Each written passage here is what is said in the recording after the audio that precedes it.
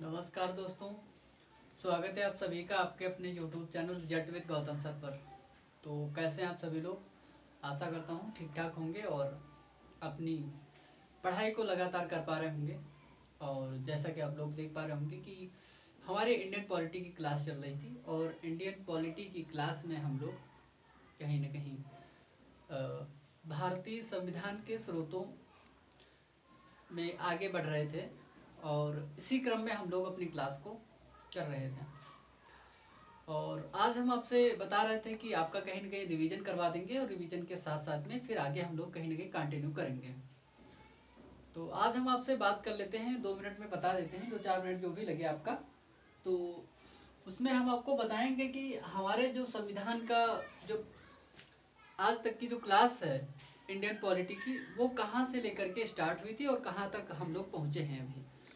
तो जल्दी जल्दी से यहीं पर हम आपको ऐसे बताते हुए चलते हैं और आप लोग सुनिए, थोड़ा सा उसको माइंड मैप करिएगा और आप लोग चीज़ों को रिकॉल करिएगा। उसके बाद में हम देखते हैं कि अपनी आगे की क्लास को कंटिन्यू करेंगे। सबसे पहले मैंने आपको सिलेबस लिखवाया था, सिलेबस क्रम वाइज मैंने लिखवा दिया था। फिर उसके बाद में धीरे धीरे मैंने राष्ट्र राज्य का और राज्य राष्ट्र का कॉन्सेप्ट बताया था। भारत यूएसए की चर्चा करके मैंने आपको बताई थी कहाँ पर क्या है।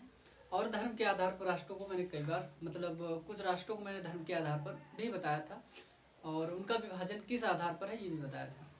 आगे चल करके हमने बात करी थी आपकी अधिनियमों के बारे में। अधिनियमों से थोड़ा सा पहले आप जब देखेंगे तो हम इतिहास में जाते हैं। इतिहास में जब भारत में यूरोपीय कंपनियों का आगमन होता है, यूरोपीय कंपनियों के आगमन के बाद में हम धीरे धीरे कहीं ना कहीं आगे बढ़ते हैं पॉलिटी के क्रम में। उसके बाद में बंगाल के नवाबों के ऊपर चर्चा करते हुए हम लोग 1756-57 और 59 का युद्ध, जो वेदरा का युद्ध हुआ था, उसको हम बताते हुए आपको 1764 के युद्ध तक लेकर के जाते हैं। 1760 में कहीं ना कहीं मीर कासिम को, जो आपका नवाब हुआ करता था, उसको सॉरी मीर जाफर जो नवाब हुआ करता था, उसके दामाद को मीर कासिम को नवाब बना दिया जाता है अंग्रेजों के द्वारा। फिर 1763 तक की वो नवाब रहता है और 1764 में बक्सर के युद्ध में जब वो हार जाता है, तीन तीन लोगों की सेनाओं ने उस युद्ध में युद्ध किया था और तीनों सेनाओं को जब अंग्रेजों ने मात दे दी और हेक्टर मुनरो उनका तत्कालीन सेनापति हुआ करता था, उसने युद्ध में लड़ाई की थी। उसके बाद में 12 अगस्त और 16 अगस्त को इलाहाबाद की प्रथम संधि और द्वितीय संधि होती है। इलाहाबाद की प्रथम संधि 12 अगस्त 1765 को होती है और ये होती है आपकी शाह आलम द्वितीय के साथ में, ठीक है। और उसके बाद में होती है, ये होती है अवध के नवाब सुजाउद्दौला के साथ में, और 16 अगस्त को शाह आलम द्वितीय के साथ में, जो दिल्ली के मुगल बादशाह हुआ करते थे, उनके साथ में होती है। फिर हम आगे बढ़ते हैं 1765 से लेकर के 1772 के बीच के टाइम को हम लोग कहीं ना कहीं भारत की लूट टाइम देते हैं, या समय उसको नाम देते हैं, भारत की लूट कहते हैं। उसके बाद में 1773 का रेगुलेटिंग एक्ट आया। 1773 के रेगुलेटिंग एक्ट में पहली बार कंपनी को नियंत्रित करने का प्रयास किया गया और उसके विभिन्न आयामों पर कहीं ना कहीं कंट्रोल लाने की कोशिश करी गई। और ये जो कंट्रोल हुआ करता था ब्रिटिश संसद के द्वारा किया जाता था, डायरेक्ट ब्रिटिश संसद के द्वारा। बोर्ड ऑफ डायरेक्टर्स उनकी 24 की नियुक्ति की गई थी। उसके बाद में फिर 1781 का एक अधिनियम आता है जिसमें थोड़ा सा संशोधन किया जाता है इसके परिवर्तनों के साथ साथ में। 1784 का अधिनियम आता है, उसमें हम लोग कहीं न कहीं पिट्स इंडिया एक्ट 1784 को देखते हैं। फिर उसके बाद में 1792 का अधिनियम, 1813 का अधिनियम आता है। 1813 के चार्टर एक्ट में हमने आपको देखा था कि शिक्षा के लिए 1 लाख रुपए अंग्रेजों ने खर्च करने की बात कही थी और ईस्ट इंडिया कंपनी के व्यापार को कहीं न कहीं सीमित करने का प्रावधान था और उसको कहीं न कहीं आगे चल करके 1833 में उसको समाप्त करने का अधिकार था। चाय और चीनी के चीन के साथ में चाय का व्यापार करने के लिए ईस्ट इंडिया कंपनी को अभी तक भी 20 सालों के लिए प्रोवाइड किया गया था। उसके बाद में 1833 में कहीं ना कहीं उसके चार्टर एक्ट को लाया जाता है। 1833 के चार्टर एक्ट के द्वारा कहीं ना कहीं उसके अधिकारों को समाप्त कर दिया जाता है पूरी तरह से। 1833 के बाद में एक अधिनियम आता है 1853 का, जो लॉर्ड डलहौजी के टाइम पीरियड में आता है। लॉर्ड डलहौजी के द्वारा ही उसको सजेस्ट किया जाता है, तब लाया जाता है। उसके बाद में 1853 के चार्टर एक्ट के बाद में आता है 1858 का चार्टर एक्ट।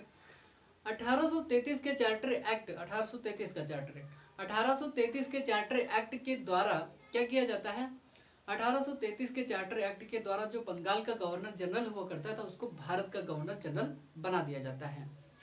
भारत का गवर्नर जनरल बनने के बाद में 1853 1858 तक 1857 तक, जब तक मतलब यहाँ भारत में अपने यहाँ पर क्या कहते हैं प्रथम स्वाधीनता संग्राम नहीं हो जाता है, तब तक के लिए जनरल मतलब जो गवर्नर जनरल हुआ करता था वही कार्य करता था।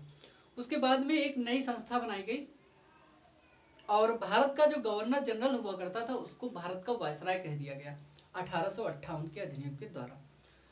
उसी के अंतर्गत गवर्नर जनरल के अंतर्गत क्या किया गया, उसके बाद में उसी के साथ साथ में एक और संस्था बनाई गई भारत सचिव।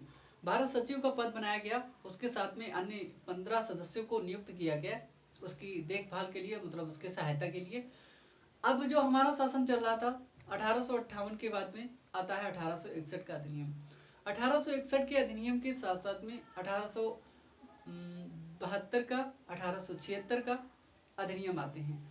इनके अंतर्गत हम लोग क्या देखते हैं, धीरे धीरे 1892 का अधिनियम आता है। 1892 के बाद में 1909 का अधिनियम आता है। 1909 का अधिनियम जो होता है आपका मार्ले मिंटो सुधार के नाम से जाना जाता है, क्योंकि मार्ले जो हुआ करता था वो सचिव हुआ करता था और मांटेग्यू जो हुआ करता था वायसराय हुआ करता था भारत में। मांटेग्यू वायसराय हुआ करता था, मार्ले सचिव हुआ करता था। मार्ले मिंटो सुधार के नाम से जाना जाता है 1909 के अधिनियम को। उसके बाद में वर्ष 1919 का अधिनियम आता है, उसको हम कहते हैं मांटेग्यू चेम्सफोर्ड सुधार। मार्ले मिंटो सॉरी, उसमें मार्ले जो हुआ करता था 1909 के अधिनियम में, थोड़ा सा देखिए 1909 के अधिनियम में जो मार्ले हुआ करता था वो सचिव था और मार्ले मिंटो जो लॉर्ड मिंटो हुआ करता था वो वायसराय हुआ करता था। उसके बाद में मांटेग्यू चेम्सफोर्ड सुधार होता है। मांटेग्यू चेम्सफोर्ड सुधार में क्या होता है, इसको हम 1919 के अधिनियम के अंतर्गत लाता है और लाने के बाद में इसमें कहा जाता है कि कहीं न कहीं ये जो आया है अधिनियम आया है सॉरी इसका क्या नाम है, मांटेग्यू चेम्सफोर्ड सुधार। मांटेग्यू चेम्सफोर्ड सुधार जो आया है इसकी जांच करने के लिए कहीं न कहीं 10 साल के बाद में एक आयोग का गठन किया जाएगा और उसकी जांच करने के लिए। लेकिन उसकी जांच करने के लिए 8 साल बाद ही कहीं न कहीं इसका गठन कर दिया जाता है। एक आयोग सर जॉन साइमन की अध्यक्षता में उसको 1927 में ही गठित कर दिया जाता है। 1927 में गठित करने के साथ साथ में उसमें जितने भी सदस्य हुआ करते थे वो अंग्रेज ही थे, भारतीय सदस्यों को उसमें नहीं रखा गया था। लेकिन ये जो अधिनियम आया था, ये अधिनियम कहीं न कहीं भारत की सुरक्षा, देखरेख, देखभाल, इसके जो तत्कालीन समय का जो समाज था उसकी जो विभिन्न प्रकार की समस्याएं थी, जो चीजें थी उनको सुनने के लिए, देखने के लिए आया था। लेकिन उसमें कोई भी भारतीय नहीं था, तो वो कैसे वो लोग समझ पाते कि जिसमें कोई भारतीय नहीं था, तो कैसे समझ पाते, नहीं समझ पाते थे।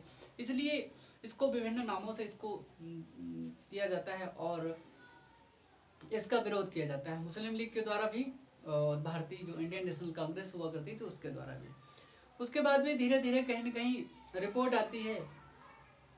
रिपोर्ट आने के बाद में नेहरू रिपोर्ट लाई जाती है। नेहरू रिपोर्ट के साथ साथ में एक जिन्ना के द्वारा 14 सूत्री सिद्धांत लाया जाता है उसके विरोध में।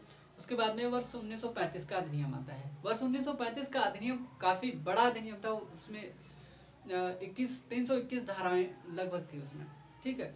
तो उससे बहुत सारी चीजें जो ली जाती हैं। इसी अधिनियम के अंतर्गत क्या होता है, बर्मा जो म्यांमार हुआ करता था वर्ष 1937 में म्यांमार को अलग कर दिया जाता है। इसी के अंतर्गत एक संघीय न्यायालय की स्थापना करी जाती है दिल्ली में। इसी के अंतर्गत हमारी आरबीआई की स्थापना 1 अप्रैल 1935 को की जाती है। इसी के अंतर्गत वर्ष 1937 में आम चुनाव होते हैं, प्रांतीय चुनाव 11 प्रांतों में चुनाव होता है कहीं न कहीं। तो 9 प्रांतों में मिला जुला करके कांग्रेस की सरकार बनती है और 2 प्रांतों में आपकी कहीं न कहीं किसकी सरकार बनेगी, मुस्लिम लीग की सरकार बनेगी, पंजाब और बंगाल में, ठीक है। इसी के साथ साथ में वर्ष 1940 में अगस्त प्रस्ताव आता है 8 अगस्त को। उसके बाद में व्यक्तिगत सत्याग्रह चालू होगा। व्यक्तिगत सत्याग्रह के साथ साथ में आपका आगे चलते हुए धीरे धीरे कहीं न कहीं वेबल योजना है, वेबल योजना के बाद में आएगा कैबिनेट मिशन, कैबिनेट मिशन के बाद में अटली घोषणा पत्र आएगा, अटली घोषणा पत्र एक आएगा 20 फरवरी 1947 को। तो उसमें कहा जाएगा कि हम मतलब वर्ष 1948 में भारत को आज़ाद करेंगे, लेकिन